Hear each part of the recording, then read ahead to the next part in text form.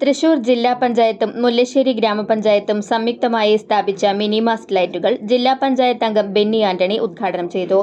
2025-26 വാർഷിക പദ്ധതി പ്രകാരം 4 ലക്ഷം രൂപ പദ്ധതി വിഹിതം വകയിരുത്തിയാണ് മധുക്കര മാടക്കാക്കൽ പാലത്തിന് സമീപവും പുല്ലൂർ പാലത്തിന് സമീപവും മിനി മാസ്റ്റ് ലൈറ്റുകൾ സ്ഥാപിച്ചത്. പ്രദേശവാസികളുടെ ഏറെക്കാലത്തെ ആവശ്യമായിരുന്നു ഇത്. മുല്ലശ്ശേരി ഗ്രാമപഞ്ചായത്ത് പ്രസിഡന്റ് ദിൽന ധനേഷ് അധ്യക്ഷത വഹിച്ച ചടങ്ങിൽ സ്ഥിരം സമിതി അധ്യക്ഷരായ ശ്രീദേവി ഡേവിസ്, മിനി മോഹൻദാസ്, ഷീബ വെലായുധൻ, ജനപ്രതിനിധികളായ ശ്രീദേവി ജയരാജൻ, ക്ലെമൻ ഫ്രാൻസിസ്, രാജശ്രീ ഗോപകുമാർ, അനിത ഗിരിജകുമാർ തുടങ്ങിയവർ സംസാരിച്ചു.